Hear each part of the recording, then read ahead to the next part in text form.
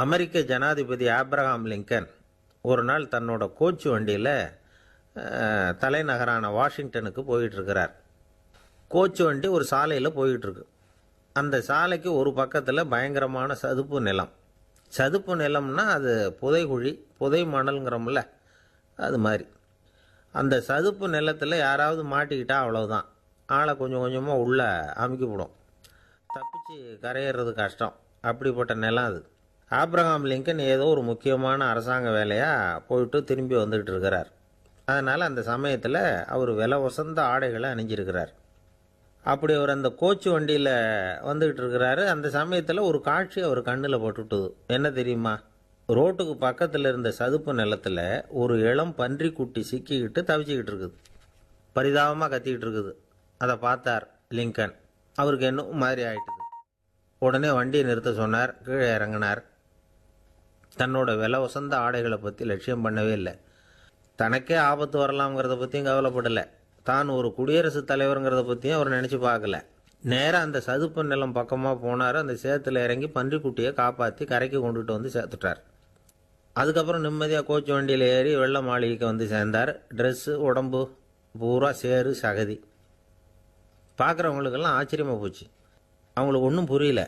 இவர் நேராக ட்ரெஸ்ஸு மாற்றிக்கிறதுக்காக போனார். கோச்சு வண்டி ஓட்டிகிட்டு வந்தவங்கிட்ட போய் எல்லோரும் கேட்டாங்க, என்ன ஆச்சு அப்படின்னு. அவர் வர்ற வழியில் நடந்த விவரத்தை சொன்னார். ஆப்ரஹாம் லிங்கனுடைய இந்த இறக்க குணத்தை எல்லாரும் பாராட்டினாங்களாம், புகழ்ந்தாங்களாம். ஆனால் இதுக்கு லிங்கன் என்ன பதில் சொன்னார் தெரியுமா?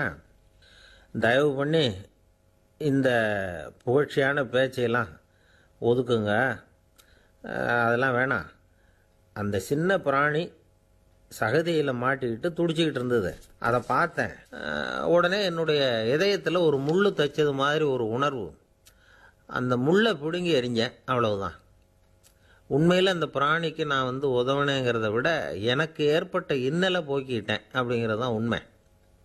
அதுதான் பொருத்தம். அப்படி இருக்கிறப்போ இதில் புகழறதுக்கு என்ன இருக்குது அப்படின்னாராம் ஆப்ரஹாம் லிங்கன். எவ்வளவு யதார்த்தமான வார்த்தைகள் பாருங்கள். இந்த காலத்தில் நம்மளையும் பல பேர் அப்படி உண்டு. நீச்சல் தெரியாத ஒரு ஆள் தண்ணியில் இறங்கிட்டான். தண்ணி ஆழங்கிறது அப்புறமா தான் தெரிஞ்சுது. தத்தளிக்க ஆரம்பிச்சுட்டான். வாழ்னு கத்துறான். கரையில் நின்றுட்டு இருந்த ஒருத்தர் இதை பார்த்தார். உடனே அவருக்கு இதயத்தில் முள் தைச்சது மாதிரி ஒரு உணர்வு. உடனே குபீர்னு தண்ணியில் பாய்ஞ்சார். அவரை காப்பாற்றி கரைக்கு கொண்டுட்டு வந்து சேர்த்தார். இதை பார்த்துக்கிட்டு இருந்த இன்னொருத்தர் காப்பாற்றின அந்த ஆளை பாராட்டி புகழ்ந்தார். என்ன புகழாதீங்க சார் அப்படின்னார் அவர். ஏன்னு கேட்டார் இவர். நான் அந்த ஆளை ஏன் காப்பாற்றினேன் தெரியுமா? அவன் நேற்றுக்கு என்கிட்ட 300 ரூபா கடன் வாங்கியிருக்கிறான். இவன் தண்ணியில் போட்டான்னா நான் கொடுத்த கடனும் தண்ணியில் போடும். அதனால தான் விழுந்து காப்பாற்றினேன் அப்படின்னா அந்த ஆள்.